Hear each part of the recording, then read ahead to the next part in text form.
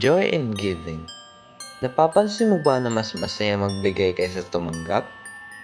Kasi giving aligns your heart with God's heart. Sinasabi sa Acts 20 verse 35, it is more blessed to give than to receive. Giving feels good because we were created in the image of a giving God. He gave His Son. He gave salvation. He gives grace every day. And when you give, parang nagko-connect ka sa heart ni God. Hindi kailangan mahal. For students and young people, giving can look like time, encouragement, helping a classmate, praying for someone quietly, sharing notes, sharing snacks, sharing kindness. Giving is not about abundance, but about love.